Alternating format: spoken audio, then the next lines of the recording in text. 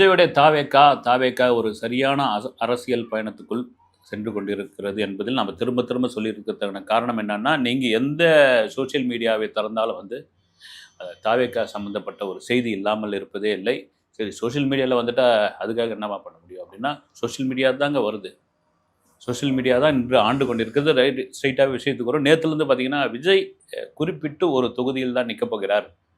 அந்த தொகுதி தான் அவங்க வந்து டார்கெட் பண்ணியிருக்காங்க தாவேக்கா. அது ரொம்ப நாளாவே சொல்லிட்டு இருக்காங்க. வேற எதுவும் இல்லை, நாகப்பட்டினம். ஏங்க நாகப்பட்டினத்தையே திரும்ப திரும்ப சொல்லிக்கிட்டே இருக்கிறீங்க அப்படின்னு.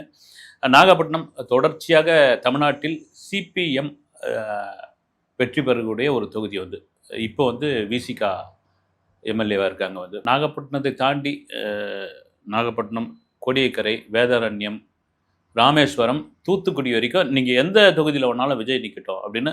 அதுக்கு ரெண்டு காரணம். ஒரு காரணம் வந்து 2011 இலங்கை இராணுவம் தொடர்ச்சியாக நாகப்பட்டினம் மீனவர்கள் மீது தொடர் தாக்குதல் நடத்தினது. அந்த தாக்குதலுக்கு வந்து யாரும் என்னப்பா சரியான கேள்வியே கேட்கல அப்படின்னு பொழுது விஜய் அங்கே ஒரு கூட்டத்தை நடத்தினா அந்த கூட்டம் வந்து பெரிய வரவேற்பு பெற்றது. மீனவர்களாகிய உங்களுக்கு நான் இருக்கிறேன்.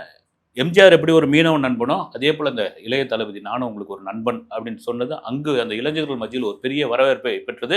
இன்னொரு பக்கம் ஜாதிய ரீதியாக எஸ்.ஏ. சந்திரசேகர் மீனவர் வகுப்பை சேர்ந்தவர் அப்படின்ற ஒரு விஷயம் போயிட்டு இருக்கு. அது அஃபிஷியலாக அன்அஃபிஷியலாக தெரியல. அதனால் வந்து விஜய்க்கும் மீனவ சமுதாயத்தில் ஒரு பெரிய மாஸ் இருக்குது. அதனால தான் இந்த கடலோர மாவட்டங்கள், இந்த கடலோர தொகுதியில் எது நின்னாலும் விஜய் ஜெயிச்சிருவார் அப்படின்னு இன்னொரு பக்கம். இன்னொரு என்னன்னா, அரியலூர் மாதிரியான ரொம்ப பின்தங்கிய தொகுதி இருக்கு இல்லைங்களா, அங்கே நிற்பார் விஜய் அப்படின்னு போயிட்டு இருக்கு. ரெண்டாவது அவருக்கு ஒரு சென்டிமெண்ட் உண்டுங்க. விக்கிரவாண்டி, சாலை இங்கே தானே மாநாடை திருக்கி விட்டாரு அப்படின்னு. மேபி விக்கிரவாண்டியில் நிற்கலாம், விழுப்புரத்தில் நிற்கலாம். விஜயகாந்தே விருதாச்சலத்தில் தானே நின்று அப்படி ஒரு மாசை காட்டினாரு. அது ஒரு பக்கம் போகுது. Right, okay.